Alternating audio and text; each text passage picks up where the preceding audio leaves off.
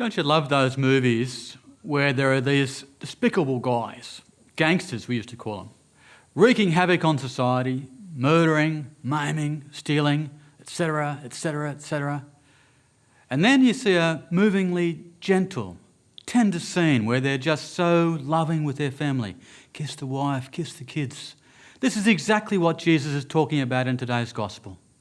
It seems it's always been the case that human beings, people like you and me, find it easy to be loving with those in their immediate family, but so cruel to others. Now, I'm not saying there's no cruelty in families. That would be silly in the light of what we know about domestic violence, which is an awful, horrible reality.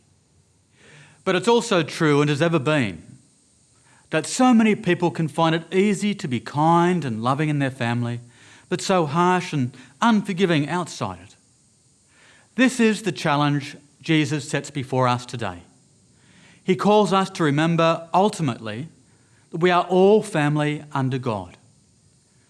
He asks us not to see others as enemies, but people who deserve our compassion and forgiveness.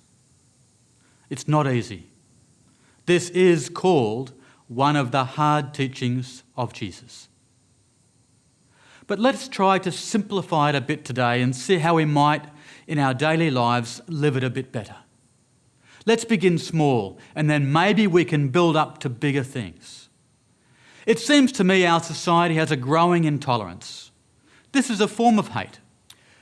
Those we don't particularly warm to, those we don't particularly like, are easy to put in a category of bad or evil. But Jesus calls us to remember we are all family under God. It's not an easy message because it calls us to peace, justice and kindness in so many areas of our lives where we might like to exempt ourselves. The person at work we don't find easy to mix with. They too are our brother and sister. The person in the shopping queue taking longer than we would like.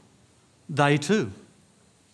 The person in front of us taking an inordinate amount of time to order their coffee as our caffeine-deprived body desires comfort. They too are our sister and brother.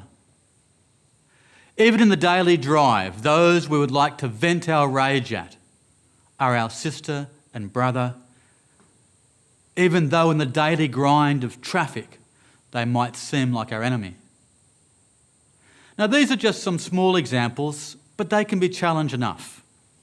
There are more significant examples all of us can think of, but what I'm saying is let's start with these daily practices and ask the grace of God that just as we have tried to please God in small things through Jesus, we might be granted the love to do big things too.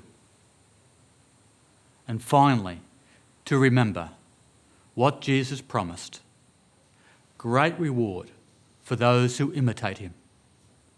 God will give gifts, a full measure, pressed down, shaken together, and running over, poured into our laps.